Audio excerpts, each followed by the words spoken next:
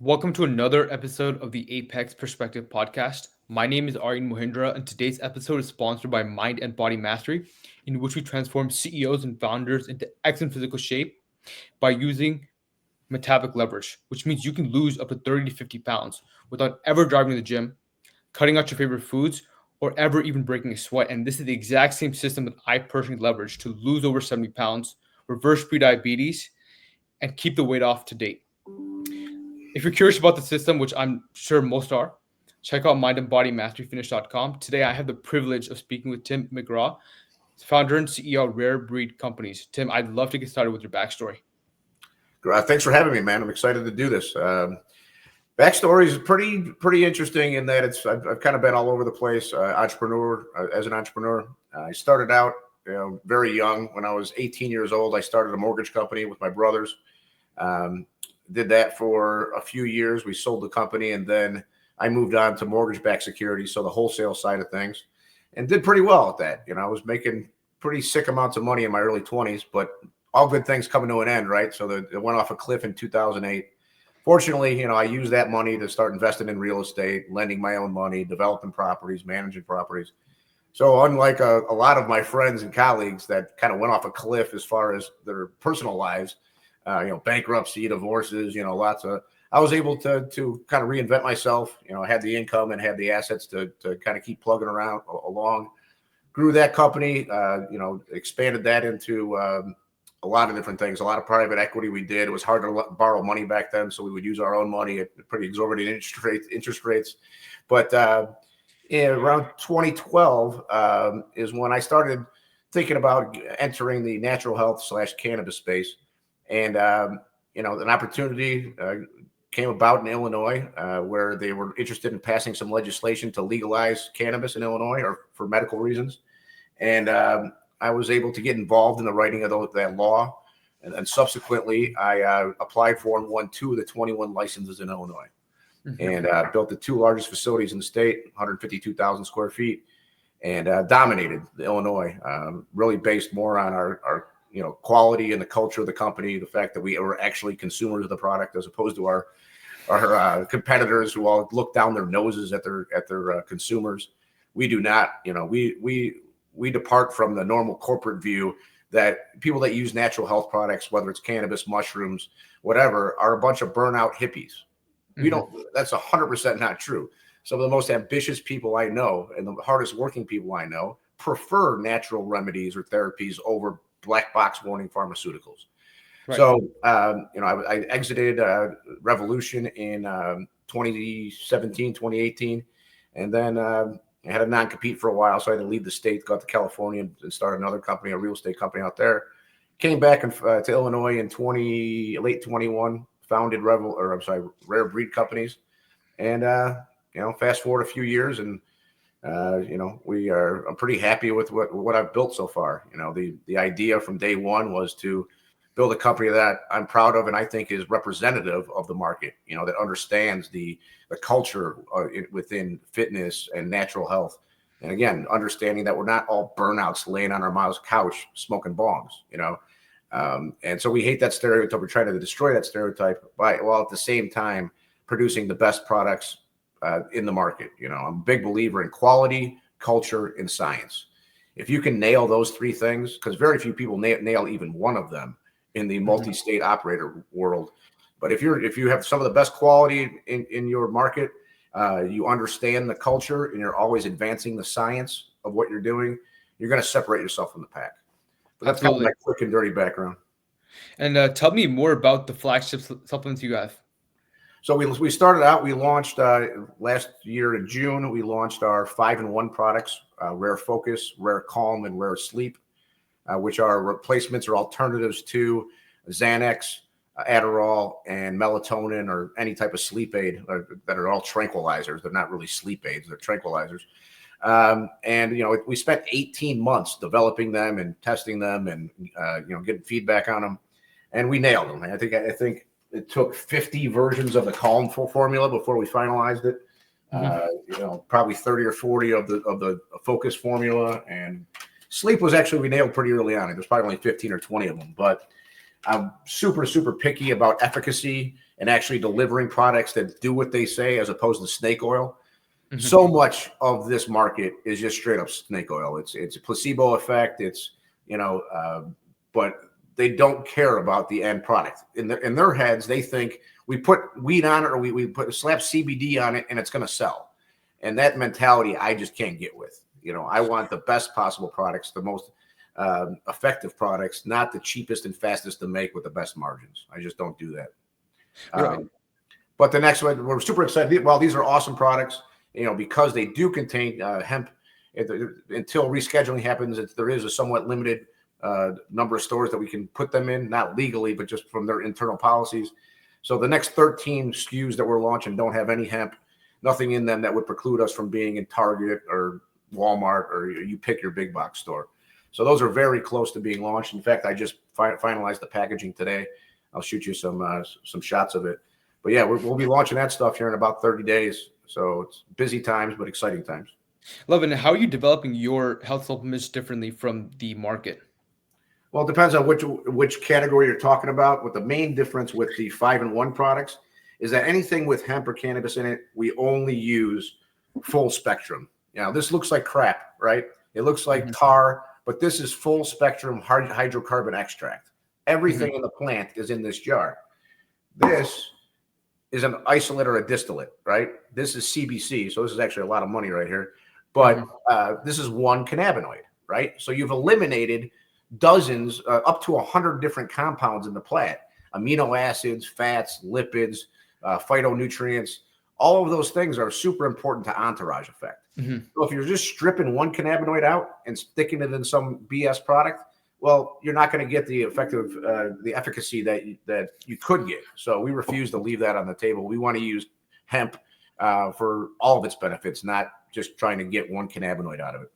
So that's the biggest thing on those products. Educate us about what the alternatives are and what they like to do, because I know I saw that on YouTube video. Yeah, I mean, the alternatives are, snake oil. Anything that you buy at a gas station or a head shop or wherever, again, it's just isolate CBD, right? A perfect example would be sleep aids, right? Almost any sleep aid that you find that has CBD or CBN in it, it also has melatonin. So you're not the cannabinoids or those ingredients aren't really doing anything for you. You're just getting knocked out, or you're just getting tranquilized by the melatonin. And now, recently over the last couple of years, I think almost a dozen studies have come out saying how bad melatonin is for you, especially when you take it every night. It messes up your brain chemistry. So, we wanted to get these formulas right, and I feel like we did. And we're going to continue that same methodology into what we do with our LFG products, which is our sports nutrition and energy line, which will be out here shortly. I can't wait. Love it. And how can one differentiate between a product that is legit and one that is not? Well, it's hard. It really, I mean, unless you know cannabis chemistry, but a lot of people will lie and say full spectrum, on hemp products.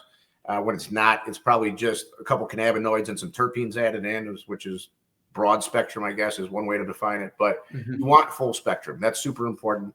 And, I would just say, as a rule of thumb, if you're buying it in a gas station or a head shop, or even in dispensaries use isolates and distillates because it's cheaper and easier. So just buy our products is the solution. Okay. And what do people expect to get out of your supplements by using them? Well, on the 5-in-1 side, obviously relief from anxiety, relief from better sleep, more restorative sleep. We've come to figure out I'm a guy that doesn't need 8 or 10 hours of sleep. If I get 5, 6, 7 hours, I'm money. But it's got to be good sleep. So these supplements that knock you out, you're not getting any better sleep. You're not getting more restorative sleep or more REM sleep. You're just getting tranquilized. And the same with anxiety, with our Xanax replacement, the Calm, yes, Xanax will relieve your anxiety a little bit, but good luck drinking alcohol, within 12 hours of taking it, because you're not going to remember anything and you're probably going to act like an idiot. So, you can expect very, very safe and very, very effective products that we stand behind and we at the company take every day. We're not just trying to throw some branding at you and hopefully getting your money. We want to help you. We want to get people off of pharmaceuticals. Why do the hardest working people utilize this? Because they're the most enlightened people I know. Typically, the entrepreneurs and other people that work as hard as I do and you do, there's usually pretty intelligent people. And I think that we all see how much distrust. I actually just ran a report on the distrust since 2020 in the government, FDA, and Big Pharma, and it has dropped off like a rock, dude. And for good reason. Everybody kind of realized that maybe proactive health, maybe taking care of myself, working out, getting some sun, sleeping better, using natural therapies instead of black box warning drugs. Maybe that's a little bit better than just taking what this for-profit pharma industry is trying to shove down my throat through the media. Mhm.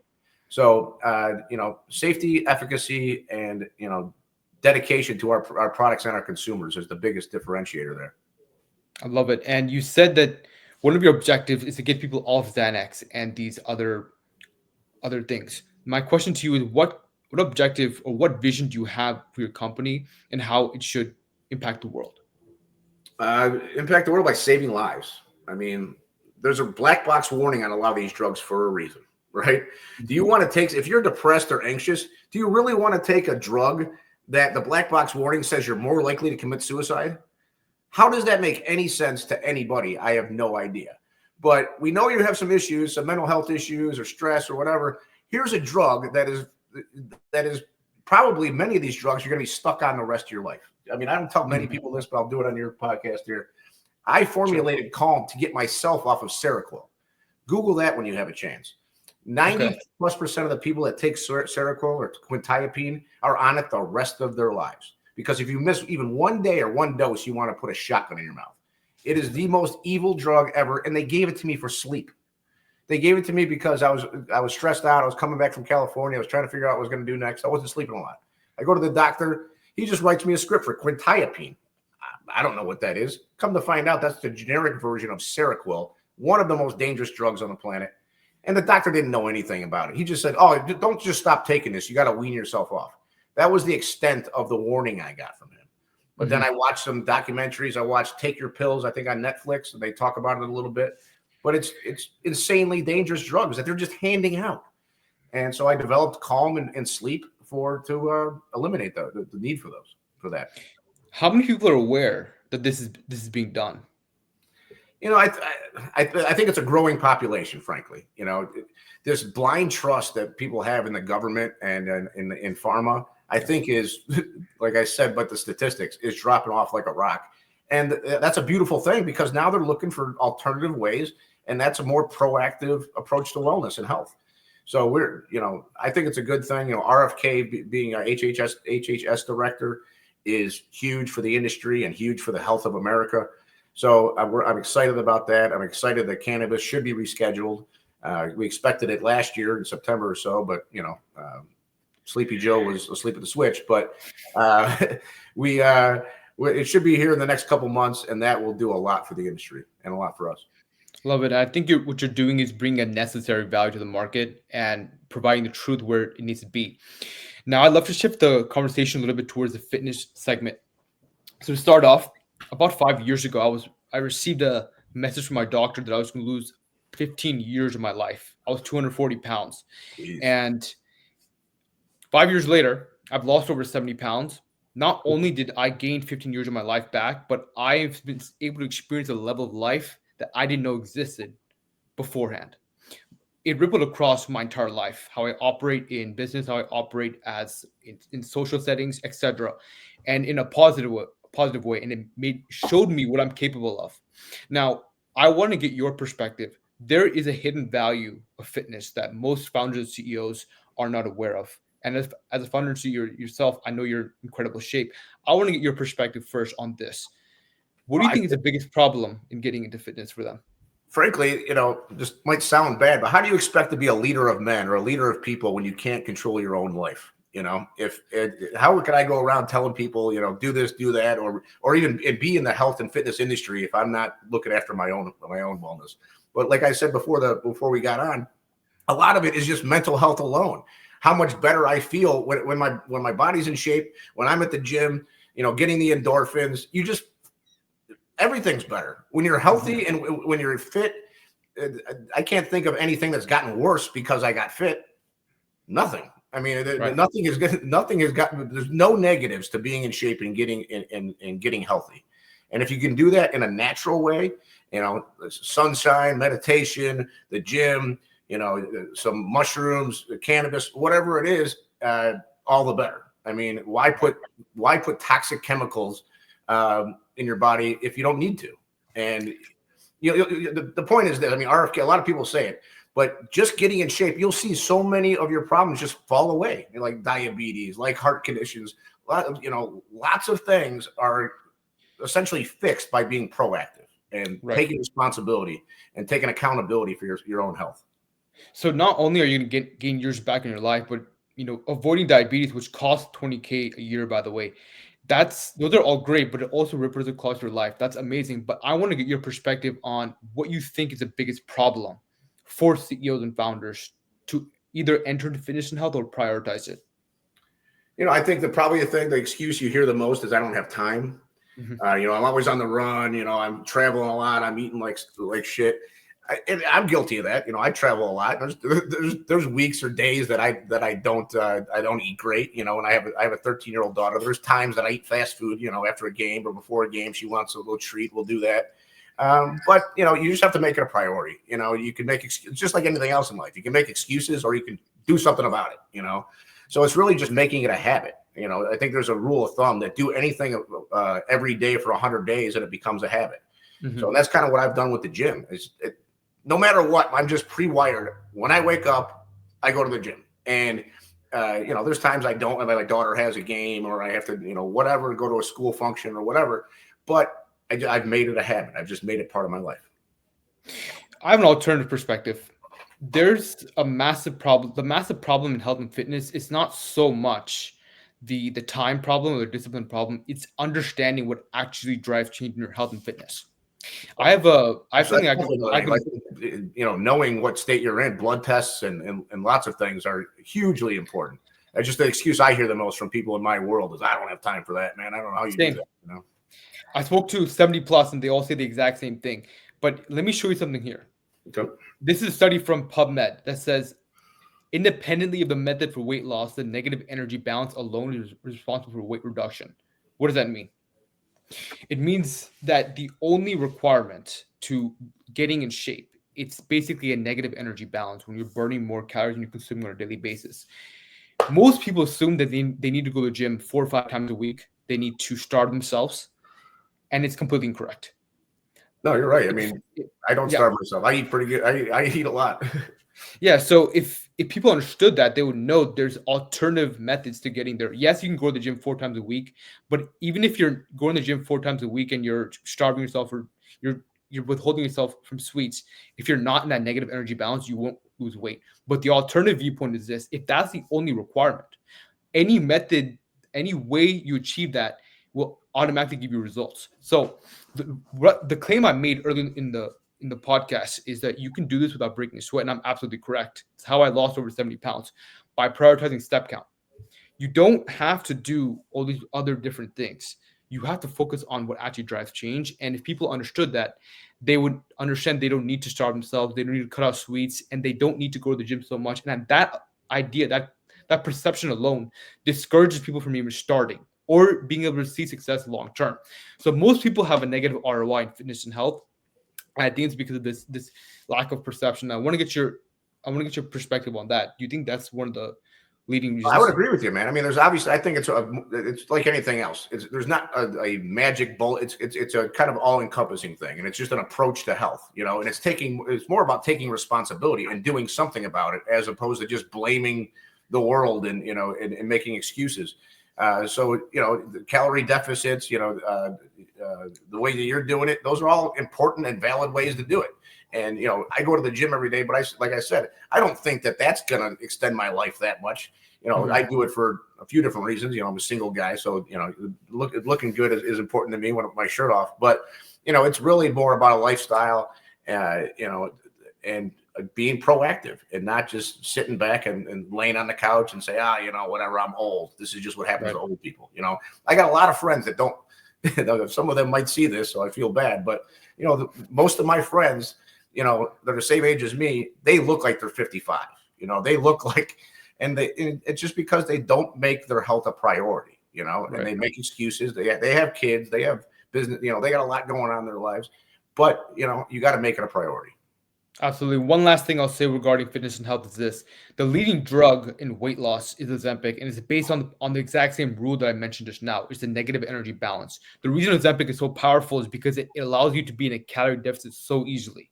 Mm. Because it basically slows down the amount you digest. You'll feel more full and you eat less. So you don't need Ozempic. You don't need to starve yourself. You need to focus on what actually drives results in the most effective way possible. So that'll conclude it there for the fitness segment. And I want to end off, Tim, with your next year plans with regard to your to rare breed companies. Like I said, our next, the next 30, 60 days, we're going to be launching our LFG line. It's the sports and nutrition, both energy and nootropic line. That's super exciting. Then after that, we're launching our daily vitamins. We're going to be doing about 6 different SKUs it's going to be called Essential Newts, is our daily nootropics and vitamin line. And it's just, everything takes longer than you expect as far as formulating goes. We don't like I said, we don't rush anything out. We make sure we get it right. Most people that we compete against are white labelers. So they're just picking off a menu and slapping their logo on it, and here's our product. I just don't. I've never done things that way. I want to be disruptive. We want to be, somehow a better option for people, and not just the standard off the shelf stuff. So, the next 12 months is going to be all about launching new products and doing collaborations and doing a lot of ambassador deals too. Knowing you and this short time, I 100% believe it's going to happen. So, where can people find out more about you, Tim, and more about rare breed companies? Rarebreedhealth.com is where our products are located. If you want to learn about the company, it's Rare Breed Companies, rarebreedcompanies.com and rarebreedhealth.com. Our Instagram and Facebook is Rare Breed Health. And you can learn quite a bit about us on there. If you want to learn about me, just Google Tim McGraw and cannabis, and you'll probably find a bunch of articles and whatnot. But it's going to be an exciting year, 2025, and I think that it's going to be a good year for the overall health and wellness of the population. So exciting time. Excellent. I'm tagging your company down below, so go ahead and check out the website down below, and also I'm gonna be tagging your LinkedIn as well. So people want to learn more about that, they can do so below. Tim, thank you for joining me today. Awesome, man. I appreciate it. Good talking to you. Awesome. Thank you for listening. This was Aryan Mohindra and Tim McGraw. Thank you for listening.